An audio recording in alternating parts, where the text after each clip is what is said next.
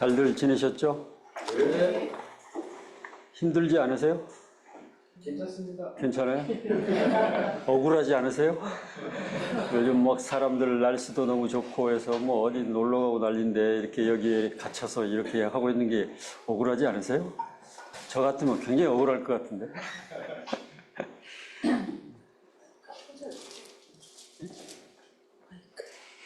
켜져 있죠. 있어요? 켜져 있어. 네. 원래 주님을 따르는 삶은 억울한 삶입니다. 그렇죠? 십자가를 지고 걸어가는 삶은 항상 오르막길이고 세상에서 가치 있는 일은 다 오르막길이잖아요. 그렇죠? 어떤 분이 그런 얘기를 했어요. 편안하십니까? 그러면 여러분은 인생의 내리막길을 걷고 있는지 모릅니다. 저도 이제 작년에 은퇴를 하고 나서 이제 본격적인 백수의 생활 뭐 이런 비슷한 것들을 하다 보니까 여러 가지 또 많은 것들을 생각하게 되죠. 여기서 나의 그것들을 마무리할 거냐, 뭔가를 또 새롭게 시도해 봐야 될 거냐, 뭐 이런 고민들, 이런 것들 있잖아요. 그래서 이제 그러던 중에 이제 저희 큰아들 녀석이 제가 이제 은퇴를 하니까 저희 자매가 이제 전기자전거를 선물로 하나 사줬어요. 이제 좀 운동도 좀 하고 전기자전거 타고 왔다 갔다 해라. 대중교통 이용하지 않고. 전기 자전거를 딱 사서 이제 놨더니 우리 큰아들 녀석이 와서 거기다가 배민 배달통을 또 딱 붙여놨어요. 아빠 좀 이렇게 심심할 때는 한 번씩 배달도 좀 하면서 이렇게 살라.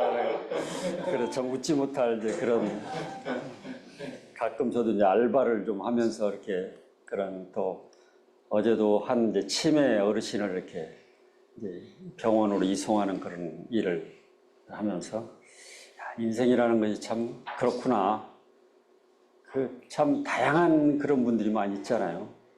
또 우리가 나이가 이렇게 많이 들어간다는 이유로 인해서 우리가 해오던 그런 일, 이런 것들에 대해서 너무 이렇게 탁 단절하거나 중단하거나 멈추거나 하면은 거기서 굉장히 심각한 이제 정신적인 이제 그런 이제 뭐 우울감 뭐 이런 것들이 올 수도 있잖아요. 그래서 뭔가 새로운 시도를 해서 이제 하는데, 그래서 제가 이제 시도한 게 그렇다면 나같이 이렇게 나이 든 사람, 누가 젊은 사람들이 만나줄 이유도 없고, 만나줄 리도 없고, 그러니까 블로그를 통해서라도 얼굴이 안 보이니까 하자 해가지고 이제 시도를 시작해가지고 이제 블로그를 이제 틈틈이 좀씩 이렇게 시간 날 때 해서 이제 우리가 사역하면서 경험했던 거, 느꼈던 생각들 이런 것들을 좀 정리하는 그런 기회도 갖기도 했어요. 어쨌든 오늘 여러분들이 그동안 이제 BTC2 훈련에 들어오시면서 이제 BTC1과는 조금 이제 차원이 달라진, 그러니까 BTC1 같은 경우는 그냥 이렇게 전도하고 기초 양육하는 그런 기본 훈련을 했다면 BTC2는 뭐예요? 이제 초급 순장 과정이잖아요. 순장으로서 이제 그동안은 따르던 팔로워로서 역할을 하는 것에 기본적으로 그런 것을 배웠다면 이제 리더로서의 역할을 조금 이제 접근해 들어가는 그런 순모임을 하거나 이런 여러 가지 그런 다양한 것들을 배우는 그런 과정이 바로 BTC2 과정이라고 할 수 있죠. 오늘은 이제 BTC2 과정의 마지막 강의로서 일터 사역의 의의와 가치에 관련된 것들을 한번 정리를 해보면 좋지 않겠나 하는 생각이 듭니다. 라스트 레슨, 마지막 강의라는 그런 어떤 작가가 쓴 글이 있잖아요. 마지막 강의라는 상당히 의미가 있으면서도 또 뭔가 우리를 이제 끝났다. 이제 그런 것도 있지만 한편으로는 또 아쉬운 이제 그런 부분이 없지 않아 있습니다. 오늘은 여러분들과 함께 일터 사역의 의의와 가치에 대한 내용들을 한번 나누도록 하겠습니다. 네. 오늘 같이 나눌 내용은 이제 일터 사역이란 뭐냐, 개념에 대해서 우리가 좀 정리를 하고, 그 다음에 이것이 왜 중요한가, 그 다음에 그걸 어떻게 하는 것이냐, 이미 여러분들이 그동안 강의를 통해서 다 배워온 거죠. 배워온 거를 어떻게 보면 좀 총정리한다. 그런 의미로 이해하시면 좋겠고, 사례와 전망, 그 다음에 일터사역에 대한 Q&A 이런 내용들을 중심으로 한번 정리를 하면 좋을 것 같습니다. 여러분의 교재 137쪽에 나와 있죠. 자, 그러면 이제 강의 목적에 대해서 같은 목소리로 한번 읽어볼까요? 시작. 직장인 성경 공부 모임에 참여하는 모든 순장들이 일터사역의 의의와 가치를 명확히 이해하고 사역에 대한 자부심을 갖도록 돕는 데 있다. 예. 우리가 이제 어떤 용어를 사용한다고 해서 그거에 대해서 안다고 이야기할 수는 없죠. 근데 우리나라 사람들은 용어만 사용할 줄 알면, 아, 저 사람이 그걸 잘 알아. 뭐 그 정도로 이해를 하는데, 진짜 아는 거는 뭐예요? 안다는 거는 설명할 수 있을 때까지는, 또 그것을 실행할 수 있을 때까지는 진짜 아는 게 아는 것이 아니다. 뭐 이런 얘기가 있잖아요. 여러분들이 배우는 모든 것들이 정말 사람들한테 전수할 수 있고, 설명할 수 있고, 그 다음에 그것을 여러분들 삶에 적용할 수 있는 그런 모든 그런 지식, 이런 것들이 되었으면 참 좋겠다.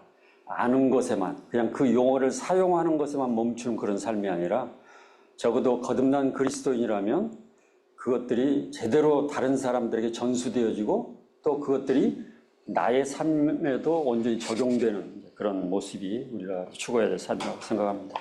오늘 이 내용을 중심으로 한번 나눌 텐데, 제가 기도하고 시작하겠습니다. 하나님, 감사합니다. 모든 것이 감사합니다.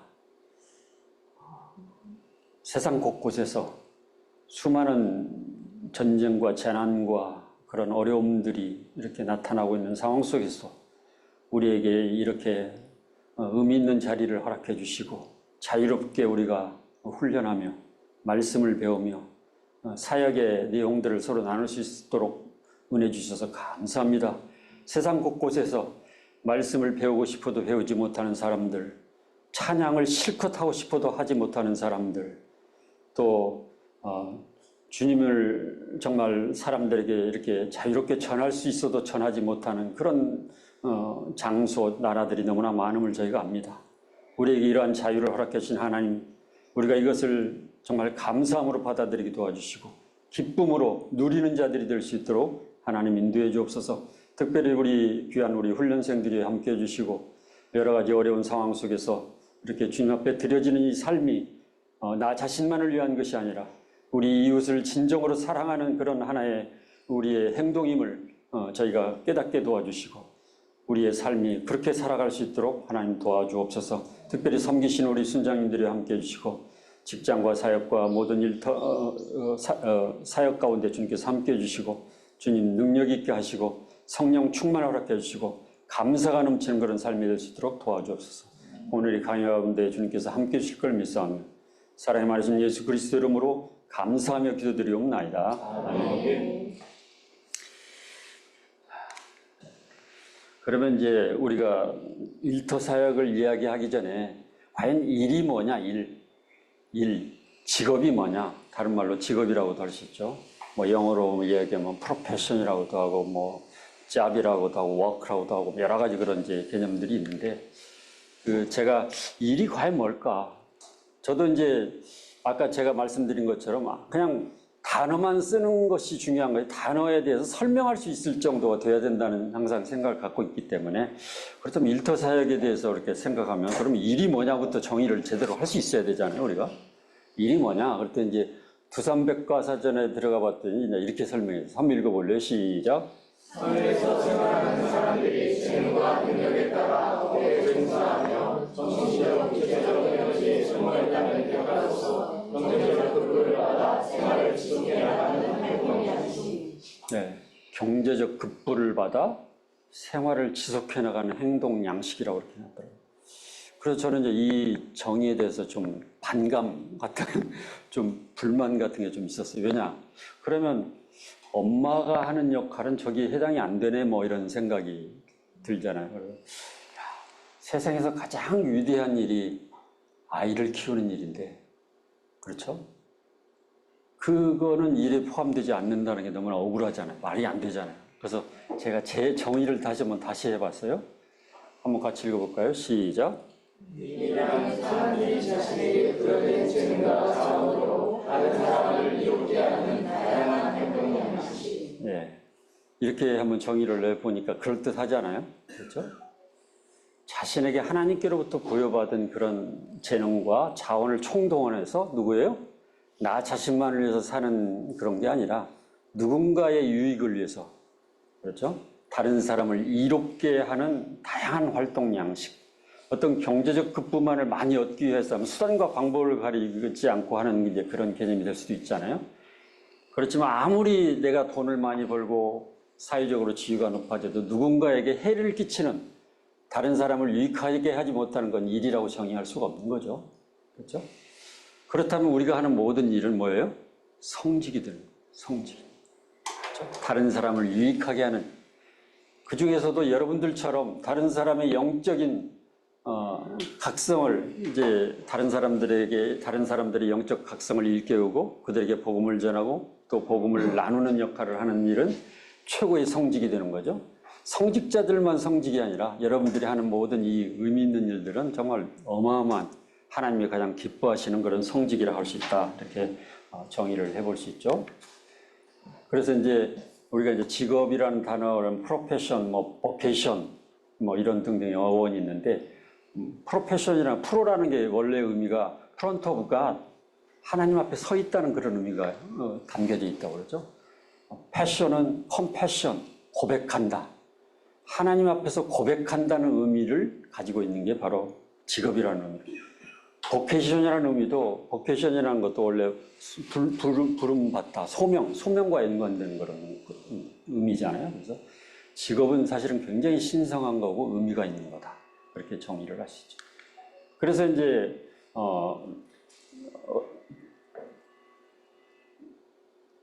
밑에 이제 글을 한번 같이 읽어볼까요? 시작. 당신이 하는 모든 일을 신께 바치셨다. 네. 그래서 우리가 하는 모든 일, 그것이 정말 다른 사람을 유익하게 하는 그런 일이라면 주님께 바치듯이 최선을 다하라. 이게 이제 우리가 지향해야 될, 그리스도인들이 지향해야 될 그런 모습이 아닌가 하는 생각이 듭니다. 여러분들 혹시 직장에서 일하면서 그냥 여러 가지 이유를 들어서 직장 일은 대충 하고 그런 일은 없으시겠죠? 그렇죠? 최선을 다해야 된다고 저는 생각해요. 왜냐하면 우리가 하나님으로부터 소명을 받은 그런 자리라고 생각하고, 그곳에서도 여러분들이 하나님께 지혜를 구하고 탁월성을 유지하면서 다른 사람들에게 영향력을 줄 수 있는 그런 삶을 살기를 기대합니다. 자, 그 다음에 그 글을 여러분들 교재에는 안 나왔으니까 그냥 한번 같이 읽어볼까요? 시작. 물이 없으면 죽습니다. 그러나 물을 위해 사는 사람은 없습니다. 비가 없으면 죽습니다. 그러나 비를 위해 사는 사람은 없습니다. 공기가 없으면 죽습니다. 그러나 공기를 위해 사는 사람은 없습니다. 하늘을 나는 비행기는 기름이 없이는 날 수 없습니다. 그러나 비행기가 기름을 위해 존재하지 않습니다. 비행기가 존재하는 목적은 승객을 목적지까지 안전하게 인도하는 것입니다. 우리 인생의 목적도 물이나 피나 공기를 위해 사는 것이 될 수 없습니다. 하나님이 창조하신 목적에 따라 살 때 의미가 있습니다. 하나님이 우리를 창조하신 목적은 하나님을 영화롭게 하는 것입니다. 하나님을 영화롭게 한다는 것은 하나님을 높이고 기쁘시게 한다는 것입니다. 하나님이 가장 기뻐하시는 것은 모든 인간이 하나님께 돌아오는 것입니다. 우리의 인생의 목적이 하나님께서 정하신 목적에 맞추어 살 때 의미가 있습니다. 아멘. 그러니까 이제 우리가 일이라는 개념과 성공이라는 개념에 대해서 항상 분명히 정의를 내리고 우리의 삶을 살아낼 필요가 있다고 생각하는 거죠. 우리는 항상 그 본질적인 문제를 제외시키고 다른 이제 세상 사람들이 추구하는 이제 그런 것에 집착하는 그런 일들이 참 많이 있잖아요. 그렇죠? 그래서 이제 우리는 이제 창조론을 추구하는 사람들이잖아요. 그러니까 우리는 인생을 살아가면서 두 가지 중에 하나를 선택해야 되죠. 진화론을 선택할 거냐, 창조론을 선택할 거냐. 진화론을 선택하는 사람들은 비전도 필요 없고 목표도 필요 없잖아요, 사실. 왜? 모든 것을 우연이라고 보기 때문에. 그렇죠? 그냥 우리가 우연히 태어난 존재라고 생각하면 우리에게 비전이 왜 필요 있어요? 대충 재밌게 살면 되죠. 그렇죠? 그렇지만 적어도 우리가 하나님을 믿고 창조론을 받아들이는 사람들이라면 창조주 하나님이 분명히 만드신 목적이 있잖아요. 여러분들 책상 위에 있는 모든 걸 한번 다 이렇게 바라보세요. 어느 것 하나, 아무리 사소한 거라도 우연히 만들어진 게 있습니까? 목적 없이 존재하는 게 하나라도 있습니까? 없잖아요. 그렇죠? 하물며 이 세상에서 가장 가치 있는 우리 인간이, 하나님의 가치 있게 창조되는 우리 인간이 정말 하나님께서 우리에게 분명한 목적을 가지고 이 땅에 존재하게 만드셨다는 거죠. 그렇죠? 그것을 우리가 전제로 해서 성공의 개념으로 달라야 되는 거죠. 세상 사람들이 추구하는 것처럼 어떤 부를 많이 소유하거나 아니면 뭐죠? 명예를 이렇게 높은 어떤 지위에 올라가거나 이런 것들이 뭐 성공이라고 우리가 개념을 정의한다면 우리 인생이 참 비참해지는 거죠. 그렇죠? 우리는 인기를 위해서 사는 사람들이 아니라 사명을 위해서 사는 사람들 아니에요? 그렇죠? 그래서 우리의 성공의 개념도 이제 달라져야 된다. 그래서 물과 공기와 피, 우리가 없으면 죽죠. 정말 중요하죠. 그렇지만 그것을 위해서 살지 않잖아요. 왜? 우리의 본질적인 존재하는 이유가 있는 거 아니에요? 그래서 성공이라는 것은 어떻게 돼요? 비전을 설정하고 그 목표를 달성해라. 하나님이 주신 그 비전을 세우고 그 목표를 달성하는 사람들이 진정으로 성공한 사람이다. 부의 대물림을 통해서 갑자기 부가 뭐 늘어났어. 특히 기업, 창업 2세, 이런. 그 사람들은 완전 성공한 사람입니까? 성공한 거 아니죠. 그 사람들에게 분명한 어떤 비전이 있고 그랬을 때, 그것을 달성했을 때 성공했다고 할 수 있는 거죠. 그렇죠? 그래서 아무리 부를 많이 소유하고 높은 지위를 가졌다 할지라도 비전이 없거나 불분명한 그런 것이, 그것들이 불분명한 사람들은 성공했다고 할 수 없는 거죠. 돈이나 건강이나 지식은, 그런 또 우리에게 부여된 시간들은 비전 달성을 위한 하나의 도구에 불과한 거지 그것이 결국 목적이 될 수 없는 거다. 이런 기본적인 일과 성공의 기본 개념을 우리가 이해하고 일터 사역에 대해서 나누면 좋을 것 같습니다.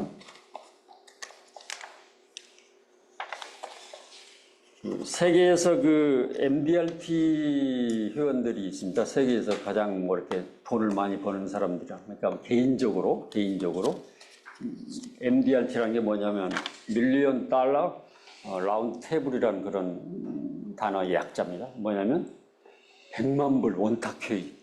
100만 불을 1년에 100만 불을 100만 불이면 얼마예요? 10억 이상 버는 분들이요.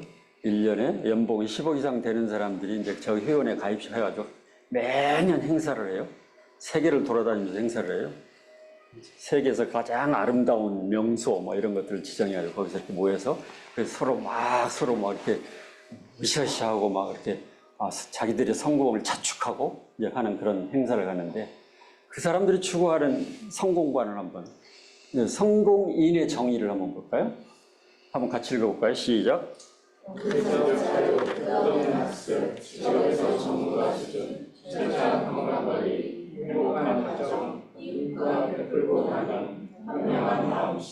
네, 멋있잖아요. 유혹이 들잖아요. 그렇죠? 돈 때문에 돈을 많이 버는다는 이유로도 어떤 자기들의 삶의 목적을 추구하는 것이 저 정도인데 적어도 우리 그리스도인들의 삶의 목적, 또 성공인에 대한 정의는 이것보다는 더 이렇게 차별화돼야 되지 않겠어요? 그래서 한번 제가 이렇게 정리를 해봤어요. 적어도 이분들이 추구하는 삶보다는 더 멋진 삶. 우리는 창조주 하나님을 따르는 그런 피조물로서 하나님의 관점에서 하나님이 우리가 어떤 삶을 살기를 원하는가 하는 측면에서 한번 읽어볼까요? 시작. 하나님을 알고 하나님의 뜻을 알고 하나님의 뜻에 순종하고 사람들을 한없이 사랑하며 생명을 살리고 제자를 세우는 삶을 살아 하나님께 영광을 돌리는 삶. 아멘. 적어도 이렇게 한 차원이 높은 그런 우리가 목적을 추구하면서 우리가 직장에 있으면서도 일 자체에 매몰된 그런 사람 수준이 아니라 그걸 뛰어넘는 저런 비전을 가지고 꿈과 비전을 가지고 여러분들이 살아간다면 얼마나 여러분들의 삶의 현장이 아름다워질까 하는 생각을 합니다. 어떤 청년이 저한테 그런 질문을 했어요. 도대체 성공이 뭡니까? 성공이 뭐냐고 그렇게 질문하길래 제가 잠깐 이렇게 좀 생각을 하다가 답변을 이렇게 했어요. 내가 생각하는 성공은 그런 부를 많이 축적하고 높은 지위에 오르는 게 성공이 아니라 내 아이 일생 동안 얼마나 많은 사람, 내가 울어줄 수 있는 사람이 얼마나 많은가. 그렇죠? 또 한 가지는 나를 위해서 울어줄 수 있는 사람이 얼마나 많은가. 여러분들 삶은 어떻습니까? 내가 울어주고 있는 사람, 내가 정말 누군가를 진정으로 사랑하는 마음으로 그들을 위해서 울어주고 그런 사람들이 얼마나 됩니까? 한 명이라도 있다면 그 사람은 이미 성공한 사람이 아닌가. 그렇죠? 이제 은퇴를 하다 보니까 전화 받는 게 참 일주일에 전화 한 통 받기가 쉽지 않죠. 모든 게 올스톱 되는 이제 그런 매일매일 직장을 다니면서 막 전화 받고 전화 통화하고 하는 게 막 매일 다반사였는데 은퇴하자마자 모든 것이 올스톱 되는 그런 적막감 이런 걸 경험하게 되죠. 그렇죠? 그렇지만 끊임없이 함께 통화하고 교제할 수 있는 그런 지체들이 있다는 게 그게 너무나 감사하고 그리고 기도할 때마다 제가 여태까지 양육했던 사람들은 한 사람도 예의 없이 제가 기도할 때마다 이름을 불러가면서 그들의 가족 이름까지 불러가면서 계속 기도를 하고 있는데요. 그게 너무나 감사가 돼요. 그들을 위해서 울어줄 수 있다는 게, 그렇죠? 누군가를 위해서 울어줄 수 있다는 게 얼마나 아름다워요. 얼마나 감사한 일이에요. 그런 사람이 없다면, 내가 누군가를 위해서 울어줄 수 있는 그런 사람이 없다면 정말 불행한 거 아니에요? 또 나를 위해서 울어줄 수 있는 사람이 아무도 없다. 그 역시 불행한 거 아니에요? 그렇죠? 우리가 추구해야 될 진정한 의미 있는 삶은 바로 이런 것이 아닌가 하는 생각을 해봅니다. 아멘입니까? 아멘. 자, 그럼 이제 본론으로 들어갈까요? 일태사의 과연 뭐냐 그렇다면 같이 읽어볼까요? 시작.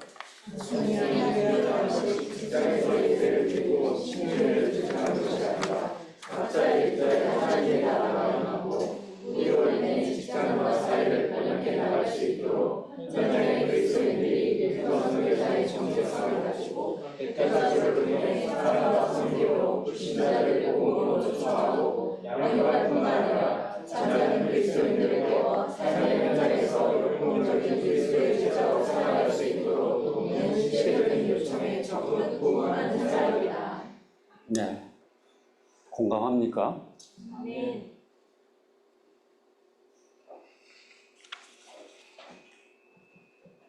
그제 지난주에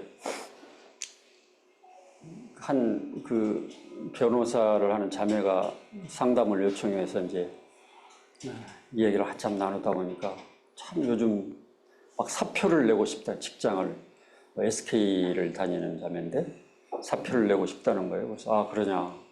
무슨 이유 때문에 도대체 그러냐? 그랬더니 자기보다 늦게 입사한 사람이 자기보다 먼저 승진을 했다니. 그래가지고 막 상처받아가지고 이제 힘들어. 그래서 제가 이런 질문을 했어요. 자매가 추구하는 직장에서의 삶의 본질이 뭐냐? 그렇죠? 그래서 한 시간여를 이제 대화를 나누고 나서 이제 자매가 이제 그걸 이제 수긍은 했는데 진심으로 수긍했는지 모르겠어. 본심으로. 어쨌든 자기 후배라고 해서 조금 이렇게 말도 이렇게 좀 이렇게 이렇게 하고 막 그랬는데 갑자기 올라가니까 자기 팀장으로 오니까 이제 얼마나 부담스러웠겠어요. 그래서 이제 제가 그런 얘기를 했어요. 우리 그리스도인이란 어떤 상황 속에서도 다른 사람들을 섬길 수 있는 그런 태도를 유지해야 된다. 그게 그리스도인의 삶의 모습 아니냐. 그렇죠? 오히려 그 사람을 박수 쳐줘야 되지 않느냐. 그렇죠?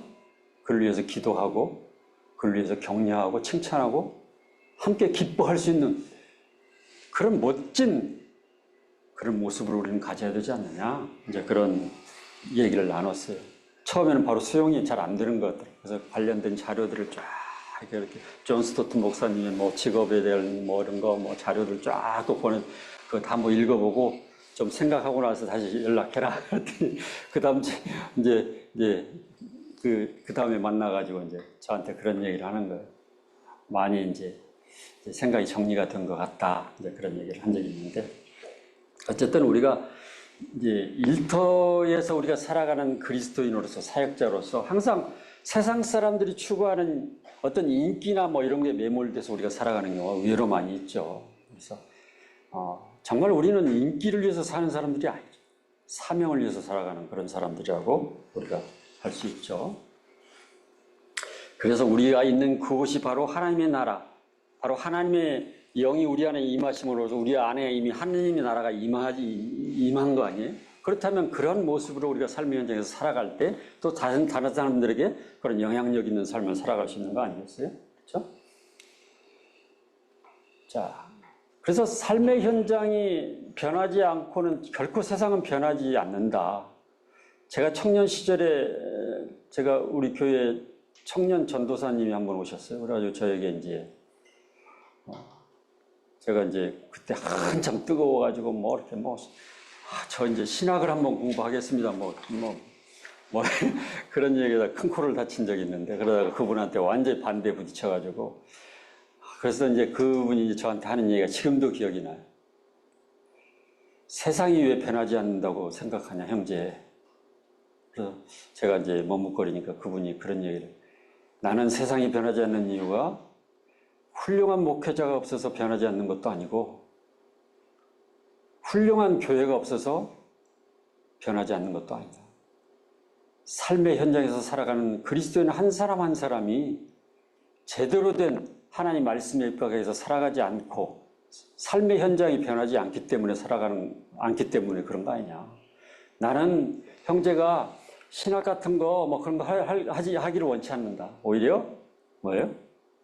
삶의 현장 속으로 들어가서 하나님 말씀대로 한번 살아봐라. 그래서 화가 막 났어요, 속으로. 왜 그럴 것 같아요? 자기는 신학 해놓고 못하게 하니까 좀 억울하잖아요.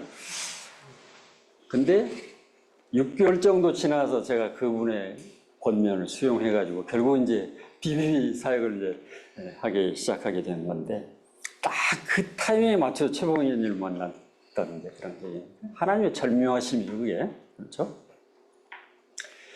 삶의 현장이 변하지 않으면 내가 있는 그곳이 변하지 않고 하나님의 나라가 우리가 있는 그곳에서 임하기를 원한다면 그건 진정으로 우리가 바라는 그런 것들이 아니죠. 삶의 다양한 영역이 있잖아요. 다양한 영역 속으로 다 들어가야죠.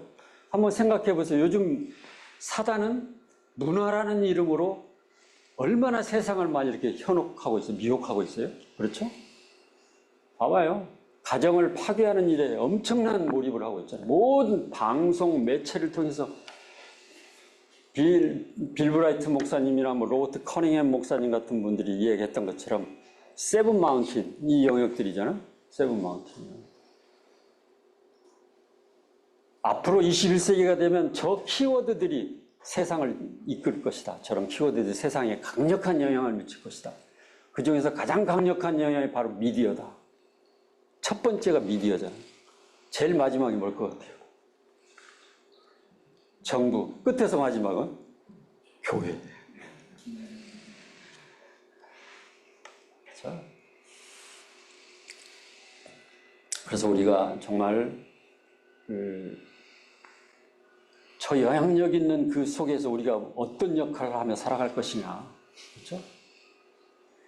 모든 곳으로 다 들어가야 된다는 거죠. 삶의 현장 속으로 다 들어가서 그곳에서 정말 하나님의 살아계심을 드러내고 우리가 그렇게 결단하고 살아가야 될 필요가 있다는 것을 우리가 보게 되는 거죠. 그래서 내가 있는 그곳이 변하지 않고는 결코 세상은 변하지 않는다. 그것에 합해진 게 결국 세상이 변화되는 것과 연결되는 거잖아요. 그렇죠? 그래서 이제 우리는 삶의 현장에 파송된 뭐다? 일터 선교사다. 비행기를 타면 선교사고 비행기를 안 타면 평신도입니까? 이상한 정의가 내려져 있잖아요. 그렇죠? 꼭 비행기 타고 갔다 와야 해서 선교사. 그냥 국내에 있으면 여러분들은 그냥 평신도라고 우습게 여기고 여러분들이 이렇게 모여서 무슨 성경 공부한다고 어디 감히 평신도가 성경 이런 인식을 갖고 있는 분들 의외로 많죠. 가슴 아픈 현실이죠. 근데 우리 상해 우리 정민영 이제 사역할 때 매년 한두 번씩 가서 이제 그 지하교회 이렇게 모임과 주일날 예배드리는 모습 보면 거기는 무슨 피아노가 있어요. 무슨 뭐가 있어요. 아무것도 없잖아요. 그냥 공간밖에 없어요. 아무것도 없어요. 기타가 있어요. 뭐가 있어요?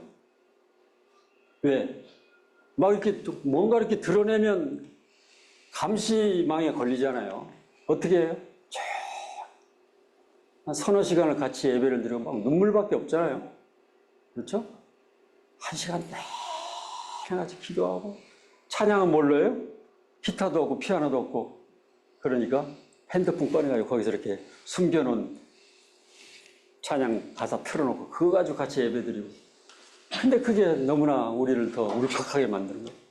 훈련을 받는데 사역이나 뭐 그런 거는 좀 그래도 다른 교제들은 뭐예요? 다 복사해가지고 뭐 이렇게 해가지고 뭐 형제자매들 모여서 뭐 훈련 전에 다 그걸 뭐 이렇게 철해가지고 막 근데 그걸 인쇄를 해줬다가는 어떻게 돼요? 복사해주고 인쇄해주면 5천만 원 이상의 벌금을 물고 인쇄소를 다 문을 닫게 만드는데 그 상황에서도 그것을 결단하고 받아들이고 그걸 해주는 분들이 있다는 거죠. 훈련 전에 이제 가서 막 지체들이 막 이렇게 복사해 놓은 자료들을 이렇게 제가 보면 막 눈물 막 쏟아지는데 우리는 그냥 서점에만 가면 뭐 흩어 널려 있고 막 본부만 오면 막 저렇게 막 교재들이 쌓여 있고 그러면 너무나 그런 거예요. 목숨을 걸고 자기가 그런 벌금을 물고 문을 닫을 각오를 하면서 그걸 복사해서 또 그거 가지고 또 가지고 나가서 또 복음 전하고 그것이 너무나 감사한 거죠. 그렇죠? 그래서 우리는 삶의 현장에 파송된 일터 선교사다. 자, 이것도 같이 한번 읽어볼까요? 여러분 교재도 나옵니다만 시작. 그래서 어떤 육체든지 저렇게 놓지 말라. 하나님의 나라를 세워가는 데 열정하라. 사역 현장에 과감히 뛰어들게 영으로 주소하고 사자하고 재주가 모자라고 자격을 갖추지 못했다고 생각하는가. 터무니없는 착각이다. 하나님의 말씀이 너에게 있고 성령님이 중심에 살아주시고 모든 민족을 제자로 살아가는 하나님의 명령이 손 안에 있다. 지자인이든 건설 현장도 돌자든 무사자든 세계든 일터를 준다든 정부하든 집안을 쥐고 문을 전업주부이든 삶의 현장에서 모든 씨앗을 퍼뜨리고 하늘까지 하나님의 영광을 선포하는 일에 목숨을 걸게 주시길 하나님께 요청하라. 데이비드 플랫 목사님, 여러분들 레디컬 투게더, 뭐 레디컬 이런 책은 꼭 한번 읽어보시기 바랍니다. 우리에게 굉장히 도전이 되는 그런 책이죠. 예외 없다는 거죠. 결론적으로. 나는 뭐가니까 안 돼. 나는 바쁘니까 안 돼. 나는 등등 우리가 이유를 달래면 얼마든지 달 수 있잖아요. 그런 분들한테 제가 항상 던지는 질문이 한 가지 있어요. 뭘 것 같아요? 나는 뭐 때문에 안 돼? 하는 분들한테 뭐라고 질문할 것 같아요? 한번 상상해 보세요.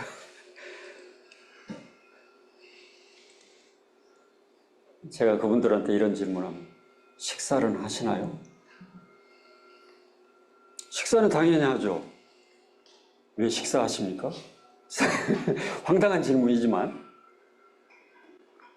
결국 우리가 분명한 우선순위를 가지고 하면 안 될 게 없다는 거죠. 그렇죠? 제가 훈련 받을 때 저는 이제 CCC에서 하는 LTC 이제 훈련을 받는데 저는 개원 예배도 참석 못했어요. 왜냐면 그때는 토요일까지도 일을 하잖아요. 말이 토요일 오전 근무지 뭐 그냥 막 돌아가잖아요.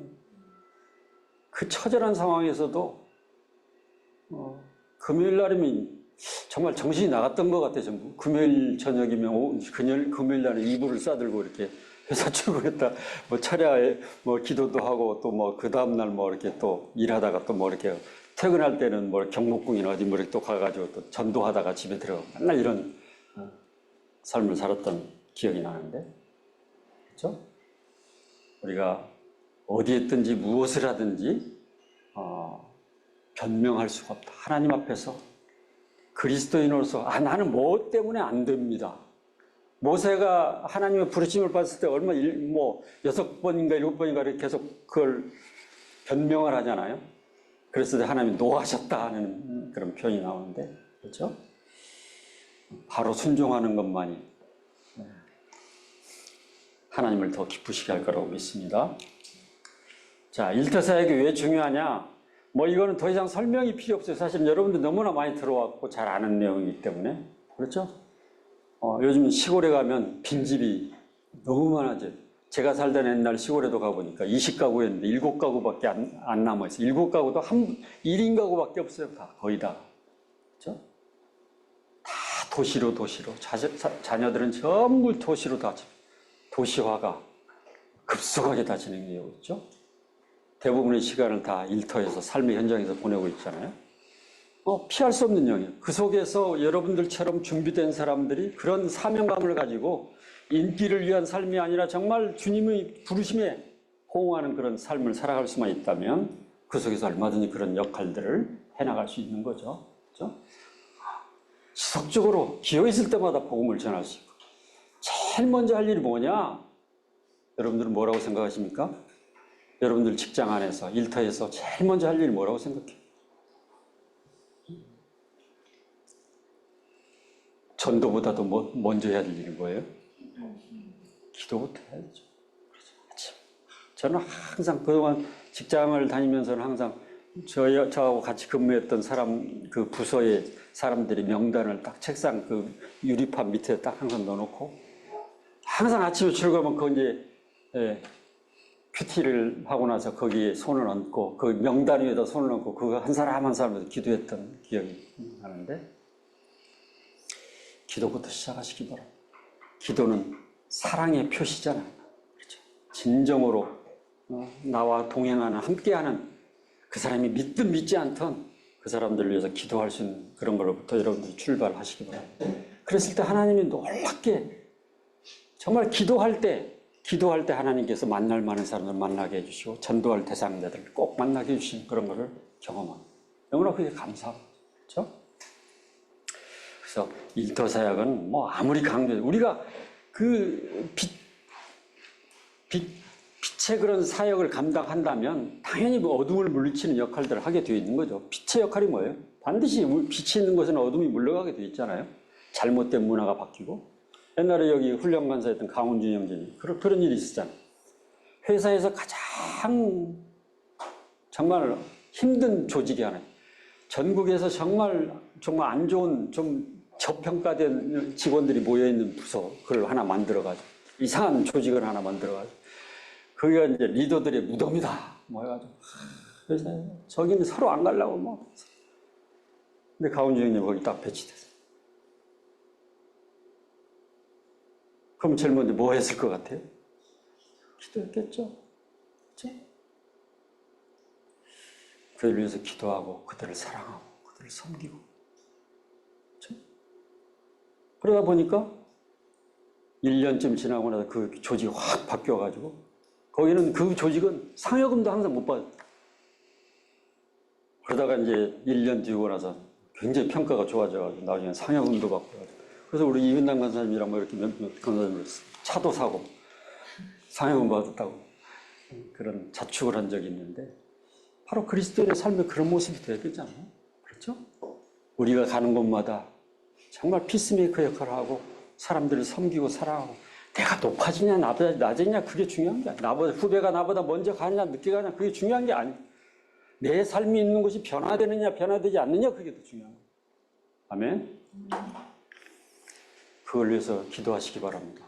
정말 세상 사람들이 추구하는 가치관과 그리스도인이 추구하는 가치관은 엄연히 다른 거예요. 그렇죠? 뭐 일터 사역의 장점 뭐 말할 필요가 없죠. 그렇죠? 항상 주변에 널려 있잖아요. 그렇죠? 옛날에 최봉 원장님이 항상 하셨던 말, 물반 고기반. 그렇죠? 그물만 던지면 막 고기가 잡혀. 근데 저것도 역시도 기도부터 시작.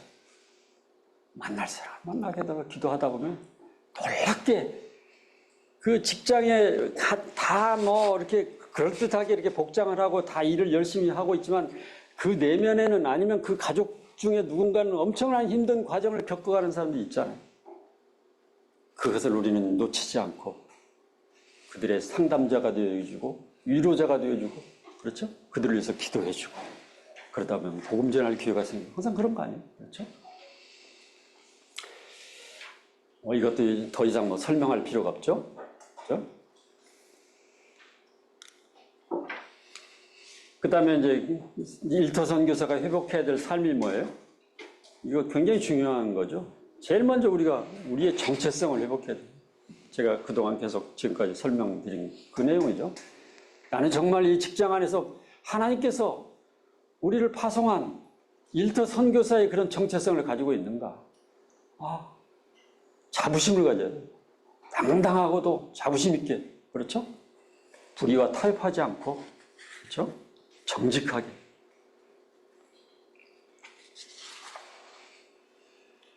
제가 오래된 이야기입니다만 승진 시험을 보는 그런 게 있습니다. 제가 이제 대리 승진 시험 볼 때는 이렇게 시험을 봐가지고 그것을 몇 달 동안 축적한 그 점수가 평균 내가 거기에 몇 프로 이상 안 들어오면 일체 승진 자체가 안 돼요.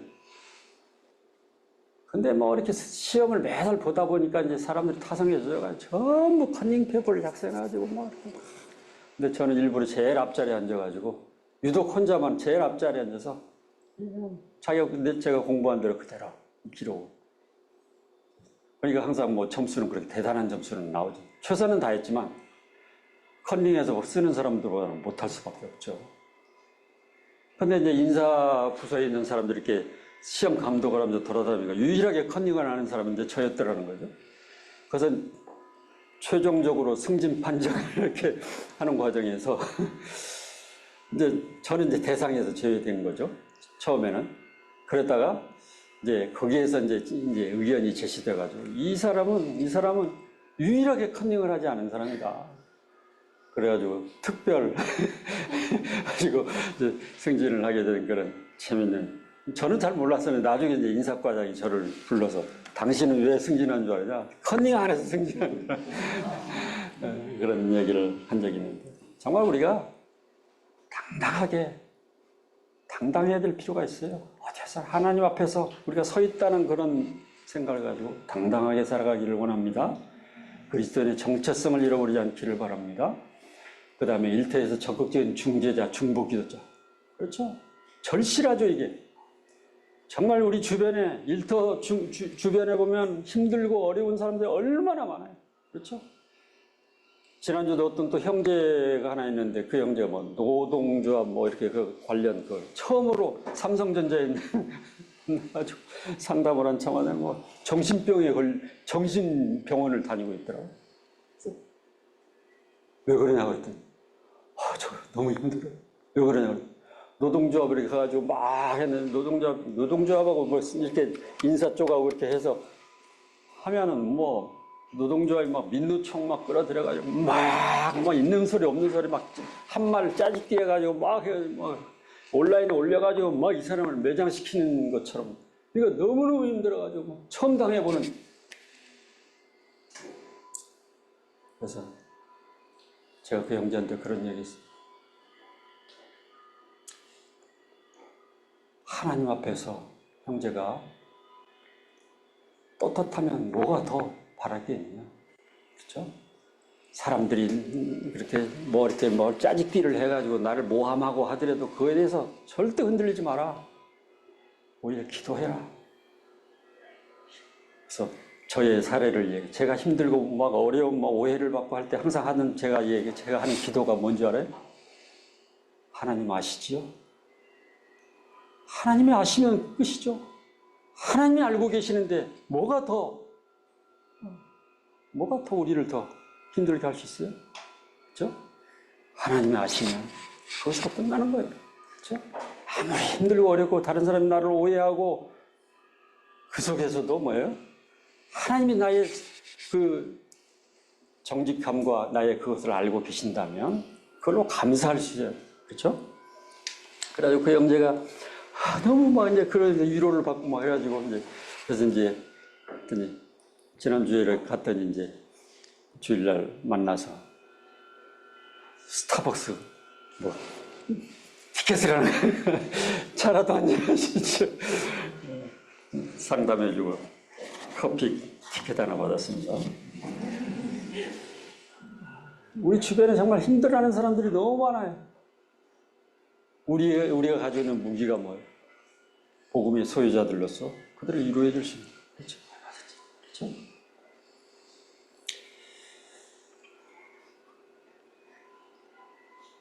그래서 여러분들이 그리스도인으로서의 그런 영향력을 적극적으로 발휘할 수 있기를 기대합니다. 그렇죠?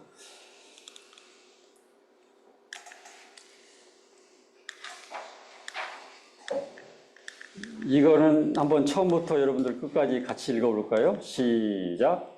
무엇보다 먼저 기도하라. 영성을 지켜라. 손해 보는 일을 즐겨라. 세상적 기준을 내려가라. 하나님의 최선을 다하라. 주님을 위한 시간을 늘려라. 다른 사람을 먼저 배워라. 십자가 기꺼이 서라. 어떤 상황 속에서도 항상 살아라. 끝없이 살아라. 네, 제일 먼저가 뭐예요? 먼저 기도하라. 이건 어떻게 정리하냐면 제가 30년 가까이를 직장 생활하면서 총 정리한 게 이거예요. 이게 승리하는 법칙이구나. 이것이 우리가 정말 추구해야 될 삶이구나. 여러 가지 시행착오도 있었지만 결국은 결론은 이거구나. 기도로 시작해서 뭘로 끝나요? 사랑으로 끝납니다. 끝없이 사랑. 그렇죠? 이걸 놓치지 않기를 바랍니다. 먼저 기도하시고 직장 안에서 인간관계의 여러 가지 갈등과 어려움 속에서 결코 여러분들이 낙마하거나 두려워하지 않길 바랍니다. 그리고 정말 끝없이 그들을 사랑하고 섬기고, 그래서 제가 항상 하는, 직장사회 힘들다고 하는 분들한테 제가 항상 그런 얘기를 해요. 섬길 준비만 돼 있으면 못할 게 없다. 섬길 준비만 돼 있으면, 그렇죠? 섬길 준비만 돼 있으면 모든 장애물을 다 뛰어넘을 수 있다. 근데 그 섬길 준비를 하는데 섬김을 위해서 가장 전제 조건이 뭐예요? 하나님과 깊은 교제 가운데 있을 때만이 가능하고, 그렇죠? 우리 노력으로 돼요? 안 돼요? 우리 힘으로는 안 돼요. 하나님의 놀라운 그 사랑을 경험하는 순간부터 사람들을 사랑할 수 있는 거 아니에요? 아무리 나는 뭐. 제가 지금도 이제 매주 얼마 2, 3주 전에도 교제한 그런 분인데 저를 거의 한 20년 가까이를 괴롭혔던, 저희 상사로서 뭐 너무너무 거의 괴롭혔었어요. 그래서 그분을 위해서 제가 거의 30년 가까이를 그분을 위해서 기도했어요. 너무나 저를 힘들게 했지만 그분을 위해서 기도했어요. 어떻게 됐게요? 돌아왔어요. 그분과 교제할 때마다 저는 뭐 하면 돼요? 그분의 간증만 들으면 돼요. 너무나 감사해요. 동대문에 있는 저기 뭐야, 제일 뭐 CJ 뭐 이렇게 뭐 건물이 있던데 그 지하에 제일 재면소 자기 사위가 뭐 거기 뭐 자기가 점심 사겠다고 가서 간증 듣고 있으려니 너무나 감사해요. 그렇게 저를 괴롭혔던 사람, 그를 위해서 기도했더니 하나님께서 그를 변화시키고, 여러분들 옛날 교재는 순장 노트인가 순장 매뉴얼인가 그 뒤에 보면 교재들 이렇게 우리 읽을 독서 목록들 있잖아요. 그분은 그거 다 읽었어요.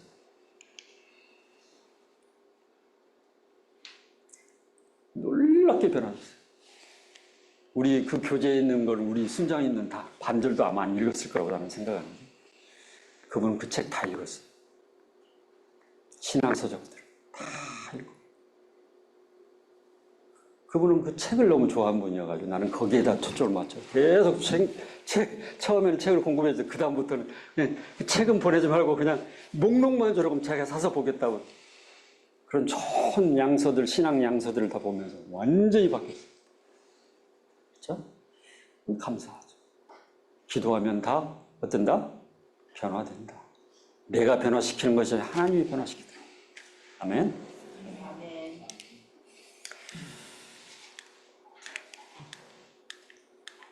이것도 뭐 정리하는 개념이죠. 최우선 과제는 바로 지상명령 성취이고, 그 다음에 일터 사역의 주체는 누구예요? 바로 현장에 있는 사람들이 주체가 되는 거죠. 그렇죠? 그 다음에 모든 그리스도인은 뭐예요? 삶의 현장에 파송된 뭐다? 일터 선교사다. 선교지는 삶의 현장이다. 비행기 타고 어디 가야만 선교지라고 생각하고, 그렇죠? 김선교 선교사님이 그런 얘기. 너무 열심히 막 이렇게 하다 보니까 뭐 이렇게 180도만 돌아야 되는데 뭐 이렇게 360도 돌아가서 다시 원점으로 돌아가고. 참 아주 굉장히 의미 있는 표현이다. 훈련 너무 열심히 받은 분들이 가끔 가다가 막 360도 도는 분들 있잖아요. 다 반납하고 모임도 떠나고 완전히 다 그냥 여러분들이 훈련 가운데 정말 자유로움이 있었습니다. 그리스도인의 삶이 자유함이 있어야 돼요. 누려야 돼요. 누려. 그렇죠? 아침에 일찍 출근해서 적어도 다른 사람보다 30분, 1시간 먼저 출근해서 그들을 위해서 정말 기도하고 그들을 위해서 기도하는 그 시간이 최고의 삶, 최고의 시간이라고 생각하고 도전해 보십시오. 그러면 하나님께서 놀라운 일들을 계속 이루어나가실 거라고 저는 믿습니다. 하나님 나라가 삶의 현장에 임해야 세상이 변한다는 건 뭐 더 이상 강조하지 않아요. 그렇죠? 이 기도는 여러분들이 한번 읽어보시고 꼭 적용하시기 바랍니다. 이건 굳이 설명 안 드리겠습니다. 여러분들 교재에 다 있는데 사진 찍지 마세요. 네? 자, 성경에서도 보면 여러 가지 사례가 있죠. 일터 선교사의 삶을 살아갔던 사람이 누구예요? 우리는 뭐 성경에 무슨 일터가 있었냐? 직장이 그때는 없었는데 그게 아니죠? 농경사회에서는 다 그것이 그들이 살던 그곳이 다 일터 아니었어요? 아브라함도 일터 사역자였고 누구요? 요셉도 일터 사역자였고 그래서 억울하게 노예로 팔려갔다 깜빵 가기도 하고 그 중에서도 어떻게 불평 한마디 하지 않고 최선을 다해서 모범수로 뭐 이렇게 그러다 결국 애굽의 총리가 되잖아요. 바로 기가 막힌 모델이잖아요. 일터 선교사의 기가 막힌 모델이죠. 다윗도 그렇고 다니엘 마찬가지, 느헤미야 뭐 이런 아주 걸출한 영적 거장들. 이분들이 결국 우리의 뭐예요? 롤 모델들이잖아요. 일터 사역. 뭐 우리 BBB 안에도 뭐 그런 게 있지만 정말 성경 안에서 이런 리더들을 찾는다면 얼마든지 있잖아요. 일터 선교사의 삶을 살았던 사람들. 그렇죠? 사도 바울 역시도 브리스길라와 아굴라의 직장에 브리스길라와 아굴라가 운영하는 천막 짓는 직장에 들어가가지고 종업원으로 거기서 일한 거 아니에요? 그렇죠? 텐트 메이커로서 역할을 한 거 아니에요? 그렇죠? 그래서 일터에서 정말 정직하고 성실한 모습으로 그들은 살았다. 그 다음에 하나님을 경외하고 그분을 경험했다. 정말 하나님을 경외하고 그분의 말씀대로 순종할 때 하나님의 살아계심을 거기서 경험하는 거 아니에요? 아멘? 정말 말씀을 적용할 때 거기서부터 하나님의 역사가 시작되는 거예요. 그렇죠? 십자가 아래에서부터 하나님의 역사가 시작되는 거 아니에요? 그렇죠? 우리가 주님의 십자가를 기꺼이 지고자 결단하는 그 순간부터 하나님은 일하기 시작하시는 거 아니에요? 그렇죠? 사람들을 섬기고 그들을 사랑하기가 쉬운 거 아니잖아요. 그거는 십자가를 지는 삶이고 나를 부인하는 거잖아요. 거기서부터 하나님의 일이 시작되는 거예요. 성령께서 그때부터 우리를 이끌어 나가시는 거예요. 그렇죠? 그래서 일터에서 하나님의 도우심으로 승리한 사람들이었다. 여러분들 교재에도 있고 여러분들 교재에 보면 걸출한 몇 사람들이 얼굴들이 나오잖아요. 4대 천왕에 해당되는 불나방처럼 살았던 4대 천왕 한번 골라보세요. 시험 문제. 여러분들 뒤편에도 서 계시고 저 다른 훈련원에도 계시고 이런 불나방처럼 살았지만 직장 안에서 의미 있는 동료를 만나서 거기서 주님을 위해서 정말 새롭게 헌신하는 얼마나 아름다워요. 그렇죠. 감사가 넘치잖아요. 그렇죠? 우리가 이 사역을 하면서 지치고 힘들 때마다 힘들지 않는 이유는 뭐예요? 힘들지 않는 이유는 그런 사람들이 옆에 있다는 거 아니에요? 그렇죠. 그런 사람이 아무도 없다면 여러분들이 그게 정말 될까? No. 가능하죠? 제가 다니는 회사에서도 네가 꼭 그린다는 게 과거를 제일 좀 창피한 게 과거를 자랑한 것일 수도 있는데 그건 중요한 거 아니잖아요. 근데 중요한 거는 하나님이 하셨다.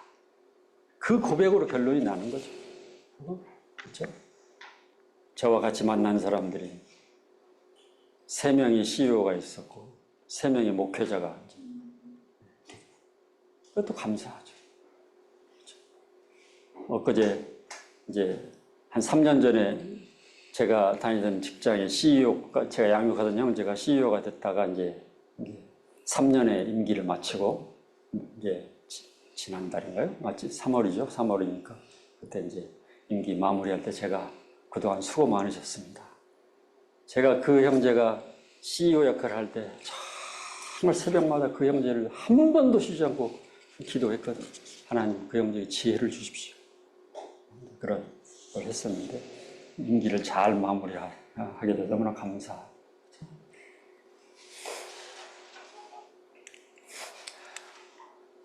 그래서 일터사역에 대한 오해들, 교회와 가정이 분리되는, 우리는 항상 그 에클레시아, 이렇게 모이는 교회로서의 그런 개념으로만 생각하지만 모이면 항상 어때야 돼요? 흩어져야 되는 거죠. 훈련 받으면 뭐예요? 훈련 받은 걸로 끝난 것이 아니라 우리가 뭔가를 배우면 그 배우는 걸로 끝난 것이 아니라 배운 걸 또 나눠야 되는 또 사명이 있는 거잖아요. 에클레시아의 사명이 있다면 또 디아스포라의 사명이 있다면 흩어지는 사명이 항상 같이 믹싱되어 있는 거죠. 그래서 이 주님의 일과 세상 일은 결코 분리될 수 없는 거예요. 그렇죠? 사역과 일상이 절대 분리될 수 없는 거예요. 직장 일 따로, 우리의 사역 따로가 아니죠. 직장 일 속에서도 하나님이 역사하시는 놀라운 경험들을 여러분들이 해야 돼요. 그렇죠? 저는 이제 직장 다닐 때 이렇게 제안상을 거머쥐었는데 제안상을 하나님이 아이디어를 막 주시는데 어떡해요? 아침 큐티 할 때마다 막 아이디어를 부어주시는 거거든요. 제안하면 막 상 받고. 그러면 이제 직장 상사들, 당신은 어디서 그런 아이디어가 나와? 저기서 나옵니다. 애기 사람. 그런 걸 우리가 막 누려야 되는 거예요. 그래서 누리시기 바랍니다. 신앙과 직업은 결코 분리될 수 없는, 그렇죠? 호람되어 일 속에서 하나님의 임재 앞에서 우리가 항상 서 있음을 경험하고 하나님이 함께 하시고 하나님이 그런 여러 가지 지혜를 허락하시고 그걸 통해서 우리가 일해 나가는 그런 삶이 여러분들에게 이렇게 차고 넘치기를 바랍니다. 자, 밑에 글 한번 같이 읽어볼까요? 시작.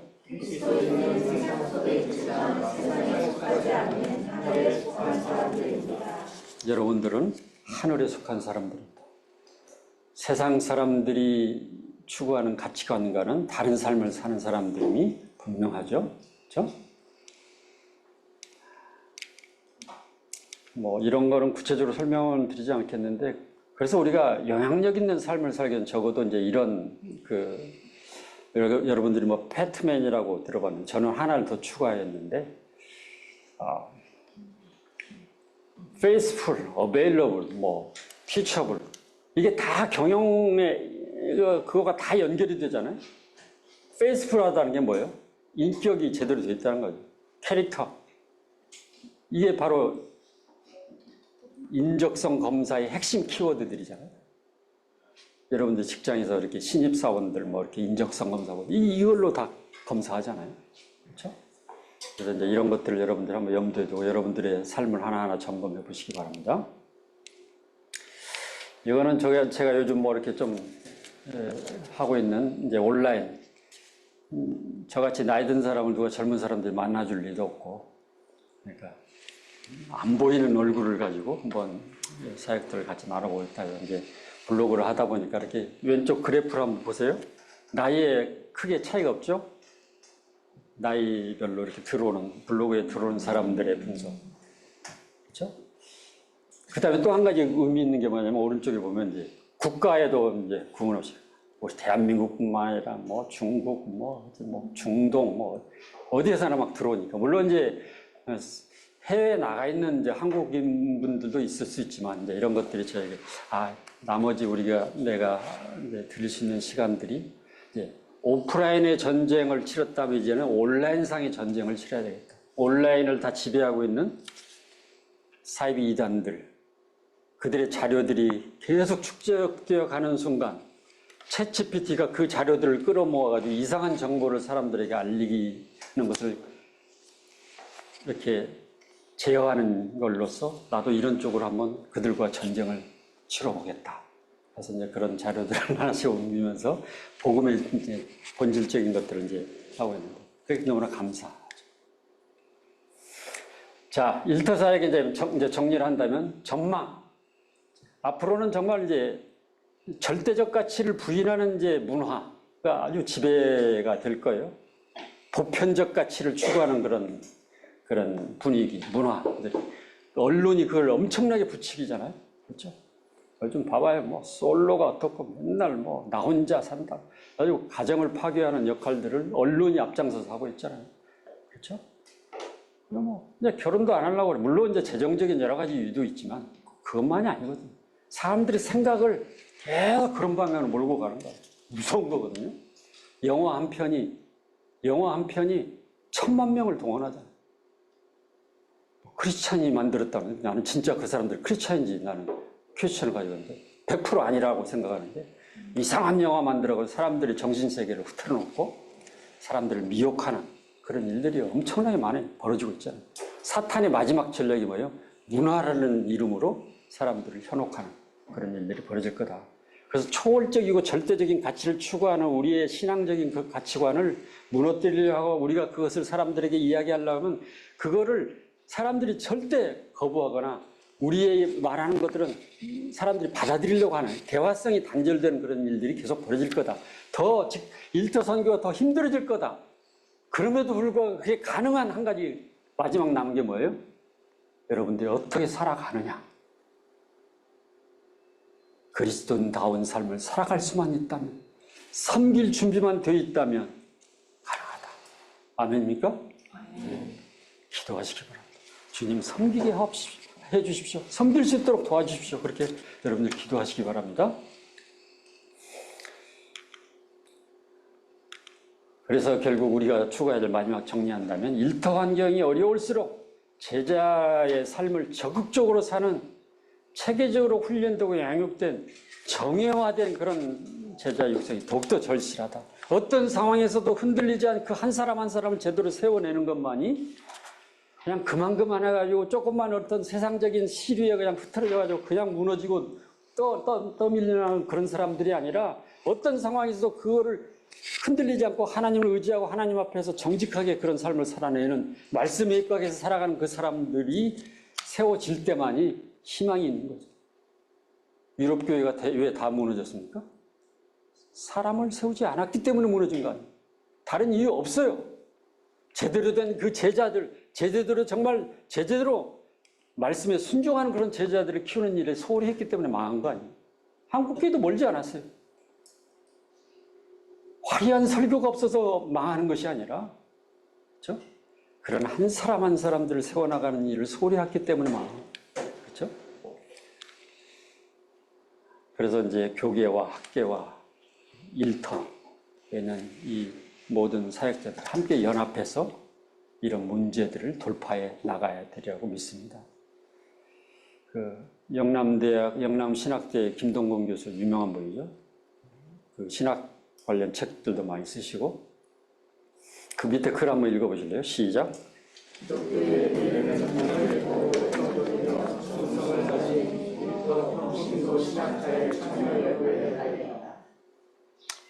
영락교에서 얼마 전에 하는 일터 사역 세미나에 갔어요. 일터 사역 세미나가 과연 어떻게 진행되나 좀 궁금하잖아요. 우리 입장에서 갑자기 막 엄청나게 막 선전을 하고 그래서 딱 갔어요. 근데 목사님들만 모여서 막 토론을 하시더라고요. 삶의 현장에 있는 사람이 아무도 없어요. 그래서 답답한 마음을 가지고 들어왔던 적이 있는데 그걸 놓치고 있는 거예요. 핵심을 놓치고 있는 거죠. 그렇죠? 여러분들 같은 분, 차라리 여러분들 누구 한 분이 거기에서 토론 패널로 참석했으면 얼마나 더 의미가 있었을까 그런 생각도 해봤습니다. 결론, 제일 위에 타이틀 한번 읽고 정리하겠습니다.